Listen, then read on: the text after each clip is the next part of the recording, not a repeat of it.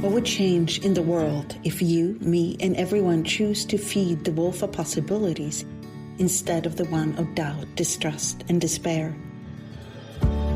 The way I see it, our point of view creates reality, not the other way around. Somewhere deep within, I think we know that. In this podcast, I am daring you to claim this remarkable superpower. Join us and be inspired by trackers, explorers, and finders of possibilities from the multiverse of hope. Welcome to the podcast, Feeding the Wolf of Possibilities, with your host, Katrina Valentin. Welcome to this episode of Feeding the Wolf of Possibilities. And today, we're diving into what else is possible beyond addiction. What is addiction and what does it take to truly leave it behind? As our guide, I've invited Mr. Brendon Watt, who is a brilliant access consciousness facilitator and also an alcoholic. And Brendon spent this past year on this courageous journey, deep diving into what does it really take to create a life that's not run by addiction. Welcome, Brendon. Thank you. Hi, Kat. So what is addiction? What is addiction to you? Well, to me, I would say it's the total avoidance of being present, but also the total avoidance of yourself. You know, like for me, I was even an addict as a kid. Like anything that would take me away from being present, but basically that would take me away from my awareness or would give me any ease with the sensitivity that I had to the world around me, I was doing it. And it didn't matter what it created in any other area of my life. It was like, if it's making it easier to be around people, if it's making it easier to be in this world, I'm just doing it, you know. But in that, I didn't realize how much of me I had to push outside of me in order to do it. You know, I lost all access to me. So when you're saying you were doing this already as a kid, that to get away from yourself, to get away from your own sensitivity, could you talk a little bit more about that? Give some examples maybe. Yeah, I was thinking of, I think I found cigarettes when I was like 10 or 11, maybe 11. And, you know, I was going to these indoor cricket games with my stepfather, you know, and I didn't like him much either, but that's a whole other story. But me and my stepbrother, we'd go around and we'd like steal cigarettes out of people's bags while they were playing the sport. And then we'd go and smoke them, you know, and it was great because two parts to that. I got to rebel, but also it was smoking. So it was just like this other thing. And so there was that, but the other thing that pops, I remember, because lying's a big part of addiction. You learn to lie to keep the addictions in place. And so my life, it was always about what could I put forward as this smoke and mirrors kind of appearance while hiding everything behind the scenes. And I remember this time, I think I must have been about 12, and I can't even remember what I did, but my stepdad said to me, "Did you do this?" And I was like, "No, I didn't do it." And he said, "Do you swear on your mother's life?" And I was like, "Uh-huh." You know, and I remember that moment so well because it was the first moment I thought, wow, lying actually works, you know, and then that became a big enabler also to addiction. Like if you look at, I mean, it's one of the things I really had to look at with my sobriety was all the lies, not only I was telling myself, but all the people in my life also. Well, I'm really impressed by all the choices you've been making since you've given up drinking. And many, many people would have given up if I look at all the things that were going on at the time. So what gave you the strength to go on?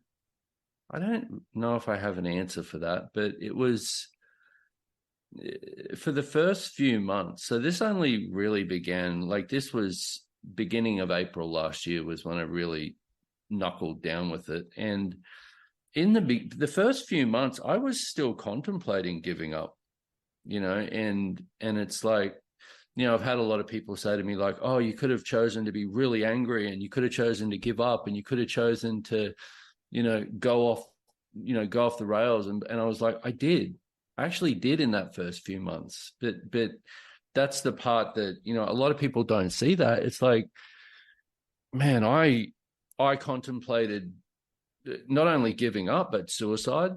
Mm. I was like extremely angry at not only myself, but a lot of the people in my life. But I had to get really honest with that stuff and look at that stuff, because I knew it was the thing that was enabling the addiction. Because see, one of the things I learned about addiction is it's a symptom. So alcoholism is a symptom. Drugs are a symptom. They're not the actual cause of it. They're not the thing underneath it that's creating the pain and the suffering, which is what you're trying to get away from to begin with. And so in that first few months, like, that was all there, and I had to, one of the things that I had to do was I had to go through it. I remember having a conversation with Gary once, and he said, look, you're not going to change this you're not going to change this unless you go through it. And what I'd tried to do my whole life was, well, that's too painful, that's too uncomfortable, let me go around it, or let me avoid it, or let me, not look at it. And that was just keeping it in place. So in answer to your question, I would say it's just a part of who I am. I'd say it's one of the things that I can acknowledge about myself now is I have a lot of things about me that I've had to acknowledge that are gifts also, because it's easy to look at all the shit. It's easy to look at everything that's wrong with you when you're in this deep, dark place, but it's another thing to actually begin to come out of it and look at the strength that you gain from it. Look at the courage that you have with it. Look at the difference that you are. Look at all of that. So, well, that's actually one thing I wanted to ask you, because you've been sober for a bit over a year now. And I was wondering, what's the most unexpected thing you become aware of about yourself and other people? The most unexpected thing, I would say that beginning to like myself, like actually like who I am, but also, 18 months ago when this began, I thought my life was over. I thought I'd lost all of my friends. That was probably the hardest thing to look at the time, but to look at how I'd lost them, and to look at the choices that I made and the actions that I took that created that separation with the people that I care about, and to see that begin to form again, begin to, have trust with people again, to begin to have those relationships with people again, that I would say is pretty unexpected. I'm like, wow, like you could have basically, kicked me out of your life forever. That's beautiful. It's like the unexpected was to be invited back in. Yeah. And again. True story. It's been almost 18 months. I still am at the beginning. It's a lifelong thing. And for anyone who's, in sobriety or is knowing that it's a choice that, is probably going to create more for them, and looking at addiction and dealing with, mental health stuff and, all of that stuff, that a lot of us who are super sensitive tend to go through at some point. And one of the things I realized with this was, because I was always, one of the things that you do as an addict is you look for instantaneous gratification. You want everything to come at you in a heartbeat. Why isn't this fixed yet? Like, and you do it even with relationships. It's like, well, I'm like changed. Like, why haven't they changed? Or like, why hasn't this changed yet? Why hasn't this shown up different? But it doesn't work that way. So one of the things that I've realized is, this is a lifelong thing. Healing and finding a different path is not going to happen overnight. Well, you said it's been going on since you were a kid too. Yeah. So I was also wondering if you could talk to your kid Brendon or teenage Brendon. I actually posted something a couple of months ago. I wrote myself a letter to this 5-year-old kid, because that's where a lot of the pain was. Like, one of the things that I did the 12-step program early on in my sobriety. One of the steps is, the fourth step is basically you create an inventory of your life, and you write down all the resentments that you have. You write down what what that showed up like. You also write down what part you see yourself playing in that. And I wrote 43 pages of resentments, half of which were at myself, and the other half of which were at a lot of people from early on in life. And so I wrote myself this letter to this little kid, and I was like, hey, I just want you to know that it started with thank you for being here, and I just want you to know that the difference that you are will be a gift in the world. And also I want you to know that those dreams that you have about the future that you came here to create cannot exist without you being here and creating them. And I just was bawling writing this thing, because it was this connection to that being, connection to that energy of that kid. Because I remember that kid, and it's like I've told this story so many times. I remember at school where I would sit under the tree and cry, and I remember one day thinking, I don't remember a day where I haven't cried, and this is a 5-year-old kid. And so there was a lot of stuff from early on that I still had to go back and walk through. There was abuse as a kid. I had to go back and walk through it all in the beginning of my sobriety, because that was the stuff that a lot of me was still twisted up in. You recently did a live with Gary Douglas, the founder of Access Consciousness, and you talked about how it made you feel a little normal when you at least had one addiction, vaping. Yeah. And you gave that up too. And you were nearly missing being normal. So what is that about? Are our addictions like connection points? How do we use them to be normal? Well, I would say it connects you to all of the judgment that you have of yourself, and it's, for me, like the vaping thing. And, it's interesting. Like I quit I gave up for a week, and then I was just like having all this shit come up. And then I was like smoking some cigarettes, and I was like, and so I just was like, I have a couple of cigarettes. And then I noticed that I was like, craving those also. But I am so much more self-aware of myself that I know that pattern is that addictive thing for me. Basically, again, is I start anything that gives me a sense of, it's a false sense of ease is what I would call it. But it's more of a numbing to your awareness. It's more of something that you've got to not have the extreme intensity with the communion of the world around you that we all have available as beings. And, it was interesting coming to Elugar, because I'd stopped vaping, and, and I was just raw to it. Like I was just crying for hours, just going, holy shit. But also with this intensity of connection to the world around me. And I was just that would be something that I would say that would be one of the bigger things that I would say I've tried to avoid my whole life, is that level of difference.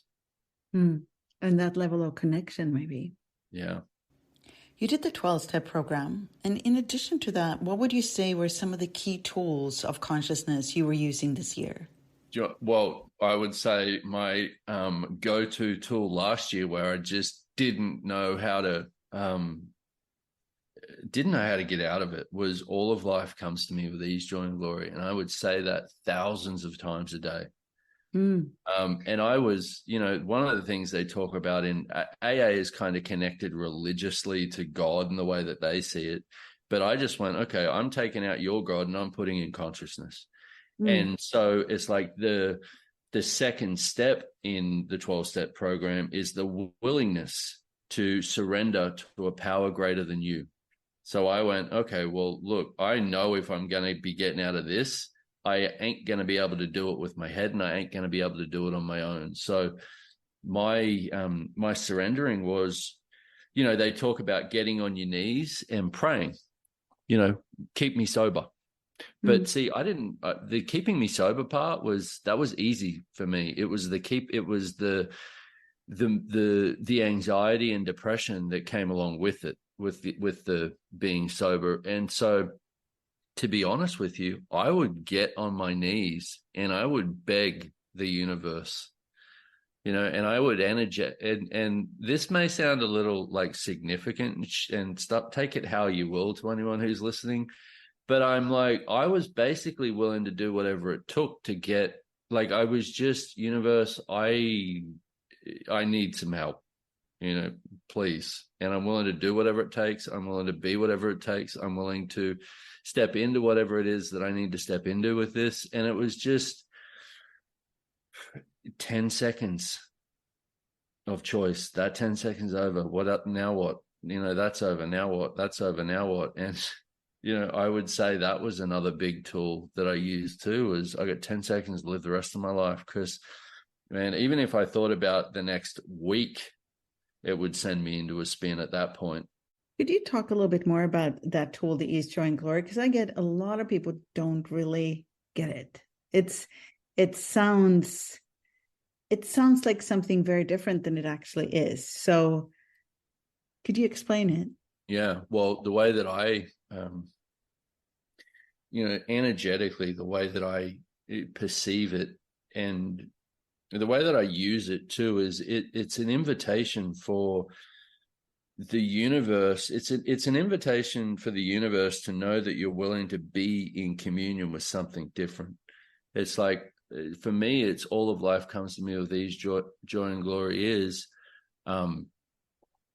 universe, contribute to me. What contribution can I be also? But it's this connection to something beyond what you've decided you are, which is where I remember when I came along to Access, and I was kind of at the same spot that I was last year, although last year was a little bit more intense because I had a lot more people, knowing me, and a lot more eyes on me, and a lot more projections and expectations, and a lot more awareness. But I remember when I was doing the same thing. I was basically begging the universe, hey, I need some help. And, I found this little ad in the newspaper, which was, all of life comes to me with ease, joy, and glory, call Mel, and it sent it, that alone, which sounds kind of strange, but that alone, reading that was the beginning of changing something in my world. It was almost like a light bulb went on, and it was like, oh,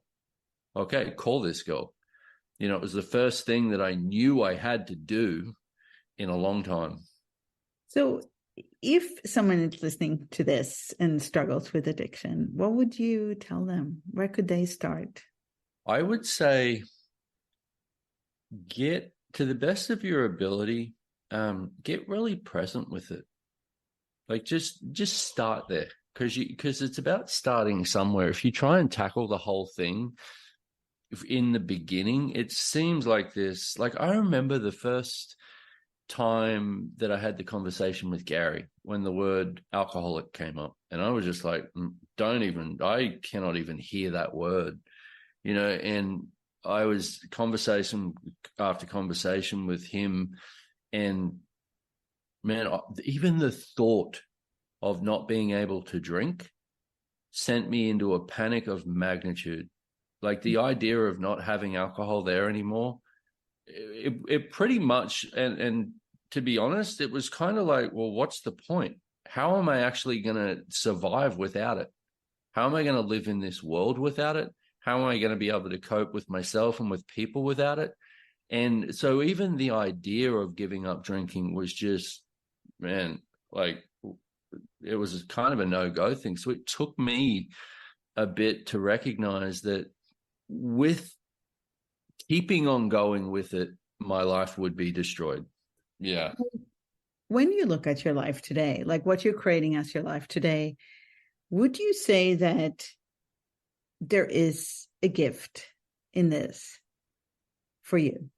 Oh, definitely. And I I'm actually really proud of myself, and it's like, even to get to that, that's a gift alone. But also, it was one of the, you asked before about the tools of consciousness that I use with this, also was one of the things that I was, like I said, really stuck the first few months. What I had to look at was, I didn't want to see that I chose it. I didn't want to see that I could be that. I was like, well, no, I don't remember much of it. It just kind of showed up, kind of like, I was just trying to avoid even looking at that energetically. And here's the thing that I really had to acknowledge. Energetically, I knew exactly what I was creating. Mm. And, that part, man, that was a hard one to swallow.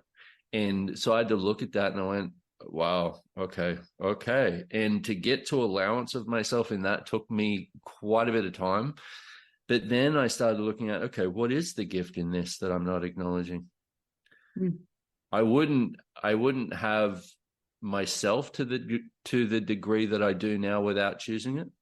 I wouldn't have stopped drinking the way that I know I have without choosing it. I wouldn't be able to speak to it in the world the way that I know I can without choosing it, and I get it also created a ripple in the world that other people got to see where they would like to choose less destruction in their life also. And so, yeah.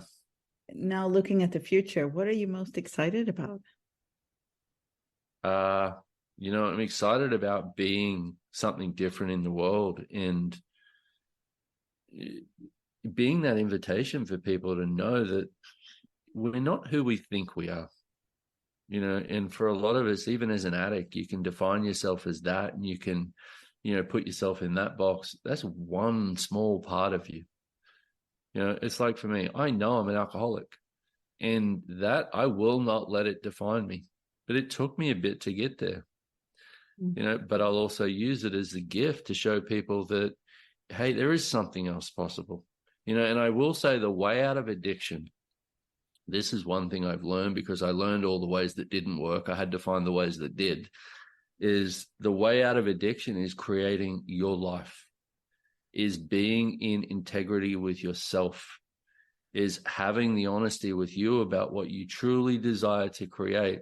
Will be kryptonite to any addiction. It will be your way out. And it's like, in what I see with, in doing AA was vital for getting me sober. It really was. But I see a lot of people in their relapse, because AA can get you sober, but it can't teach you about creating your life. Access consciousness can, and we have the tools. We have the tools for creating your life. We have the tools to empower you. We have the tools to show you that everything that exists is already within you. Every gift that you are, you already have. You don't find them, and I think for me, my whole life, I was like, where am I? Well, I must be somewhere. Let me find me, and I'm like, I'm right fucking here, you dumbass. You just got to choose it. So that was the thing. And I'd say, I don't know, for anyone dealing with addiction, is just start. You're not going to get to anything different if you keep choosing the same thing. That's beautiful. Thank you. Thank you so much. You're welcome. Thank you so much for listening to my podcast, Feeding the Wolf of Possibilities. I hope you have more space in your world now. If you would like to listen to earlier episodes, share with other people, or subscribe, please go to Spotify, iTunes, or visit katrinavalentin.com/wolf.